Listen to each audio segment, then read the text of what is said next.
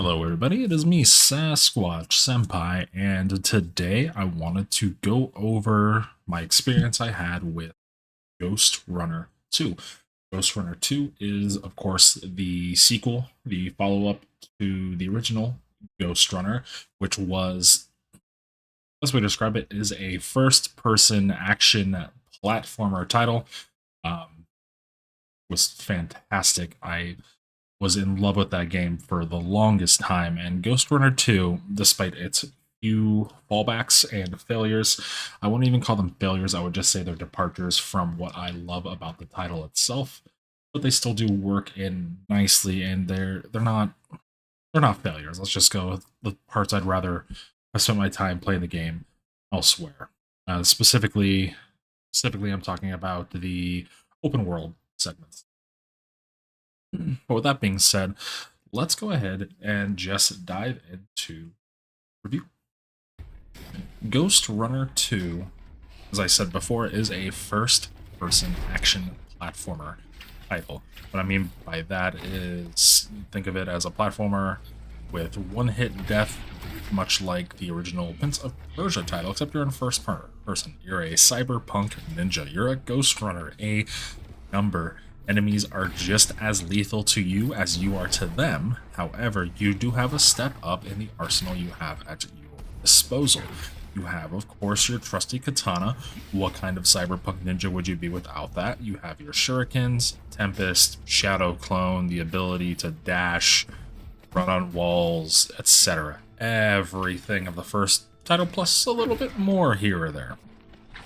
The skill upgrade system has been completely overhauled. You're no longer kind of playing Tetris with parts. Instead, you have a motherboard where you have a certain allocation for the amount of points that each skill upgrade uses. Some other limitations, such as the stuff on the sides of it can't be used, etc. It has to be stacked up in the same column as upgrades of the same type, being like sword, traversal, shuriken, energy management, all of that. There are a few changes here. You have one skill which will let you not have to worry about matching stuff up to the same column, but you'll just find your memory chips along the way. You'll unlock new ultimates to use, some returning, some new. But it is more Ghostrunner, and that is really what we're here. The on-foot levels within the tower are the best part of the game.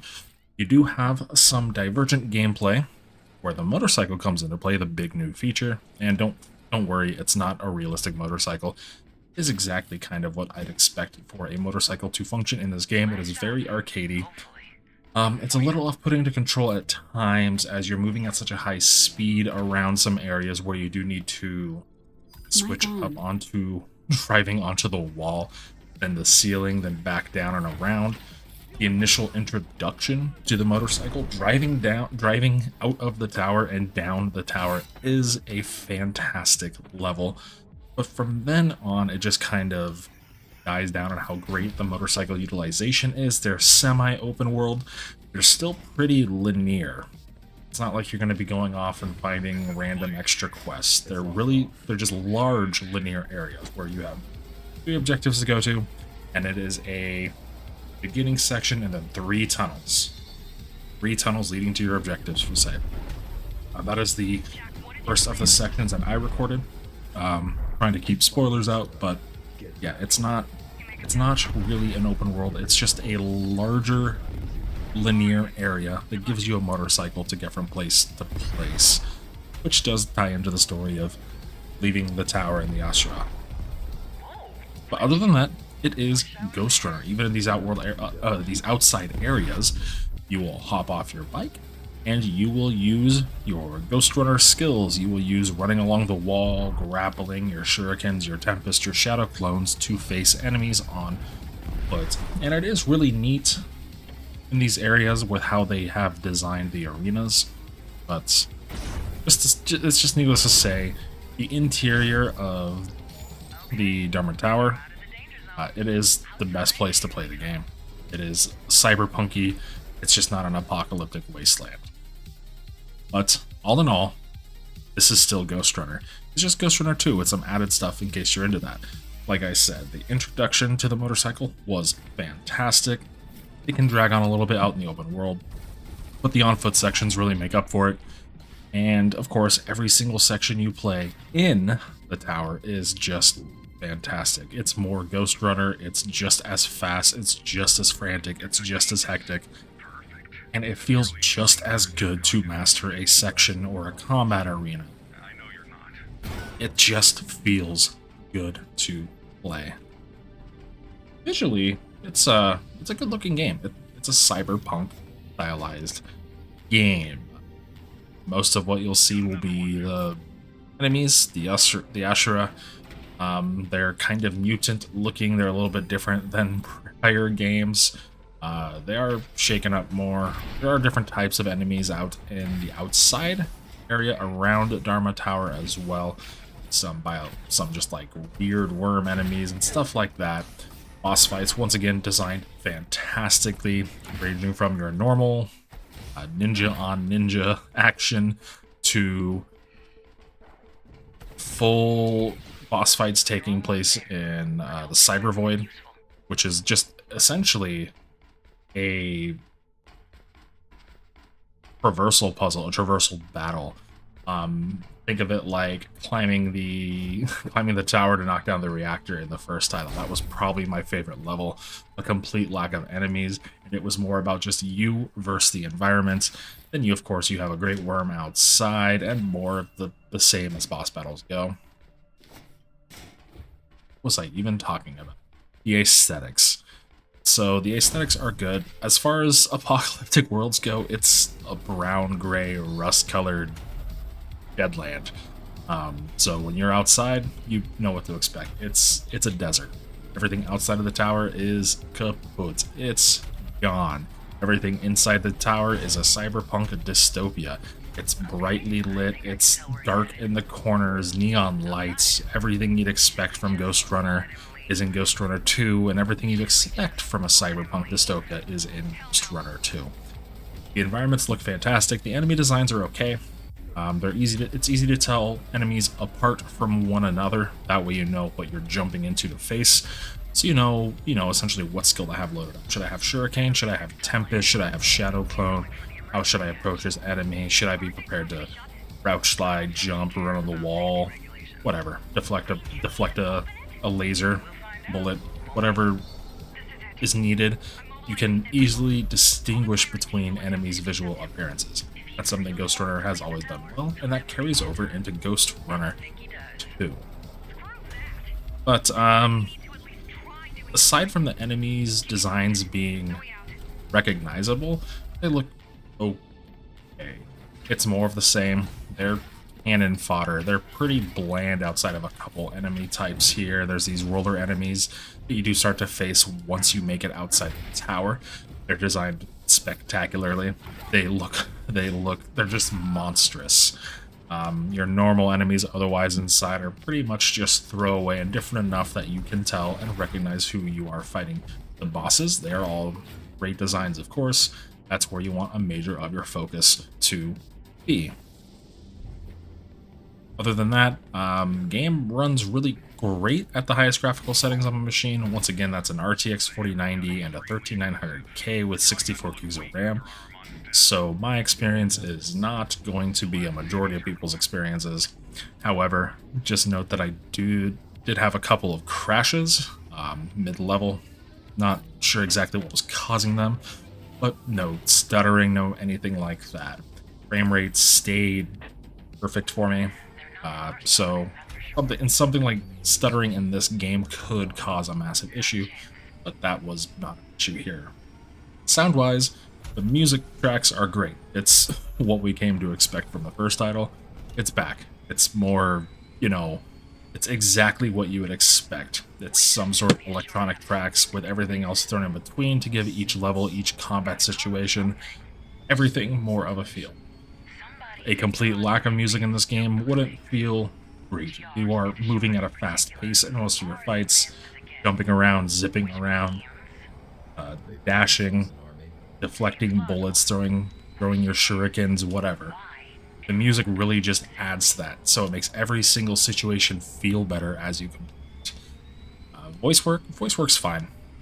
Some of the enemies, some of the boss enemies are kind of hit or miss. A couple of them are really greatly done.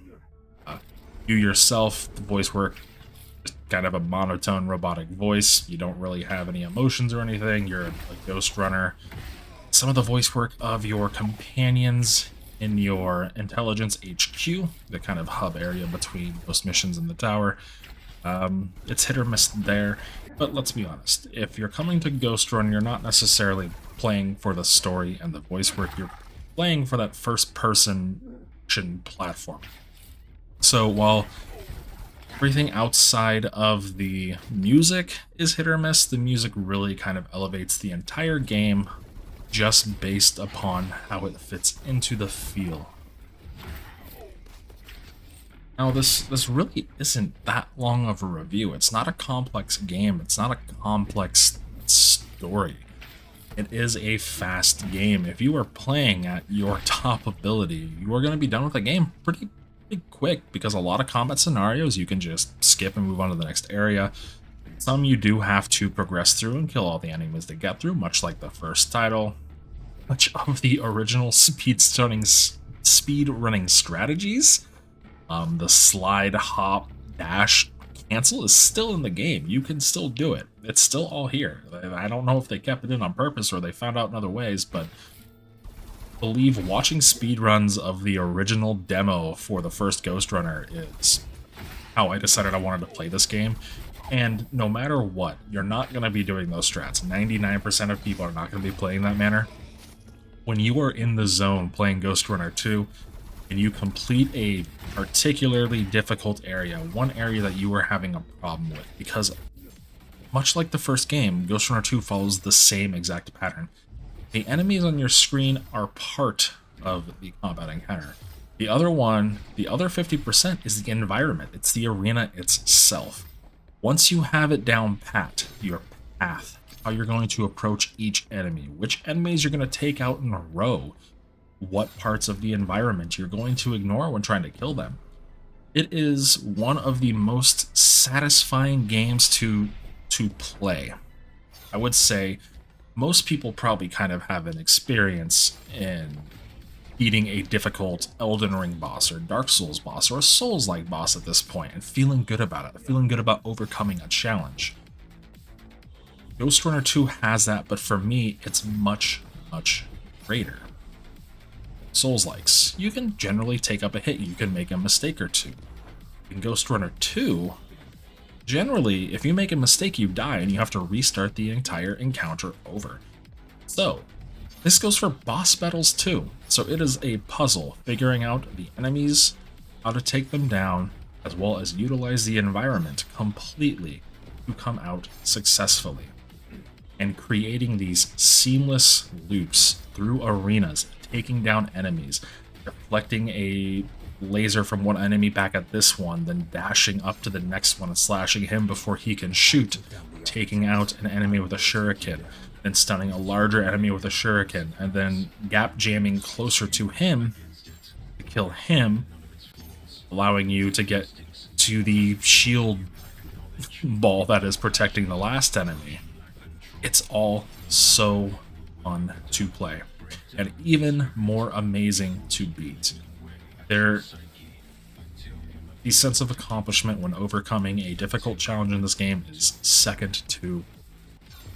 Now, albeit the caveat there is if you do suffer from motion sickness, this might not be for you, because you're going to be jumping around and moving and spinning your camera and looking a lot quickly.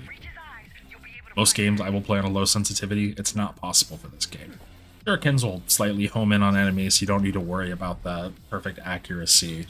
It's just how it is. It's very fast paced, so go in there cautious. But for anyone who played the first title, or anyone who hasn't played the first title and is looking at this game, I do extremely recommend it. It will kind of slow down in these, air quote, open world sections, which really are not that open world. It's just, here's a few objectives, take them on in each order that you want, but at a certain point, it's just a linear tunnel to an objective, and then you go back and go to a different objective. It's not a true open world. It's just an excuse to give you a cyberpunk motorcycle to ride on walls and dodge around obstacles. And the on-foot sections in these areas are designed pretty well. Like I said, it's not as good as in the tower, but they do suffice, and it does allow them to introduce new and unique sort of enemies from the outside wasteland.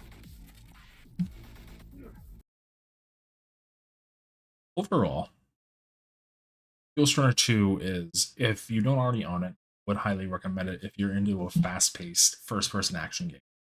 You are going to be tested, and you are going to feel great when you pass those tests. Then, once you beat the game, you do have more difficult modes to go on to. You have more enemies, different enemies. The puzzles completely change.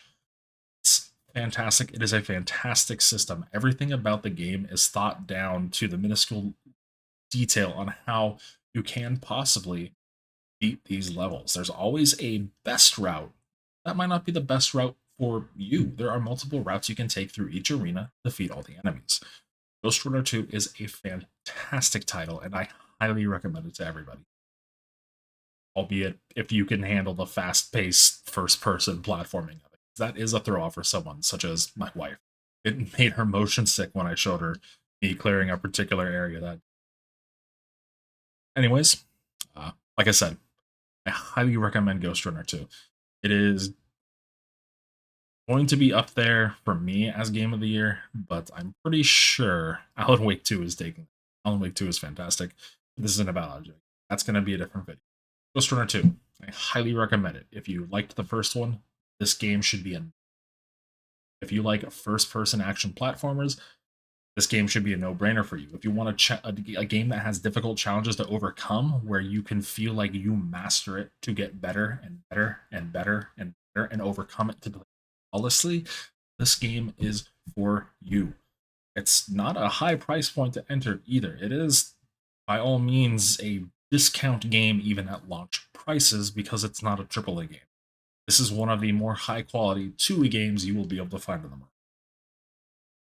All right, well, if you did enjoy my review of Ghostrunner 2, please go ahead and give the video a like. And if you're not subscribed to the channel, please go ahead and subscribe.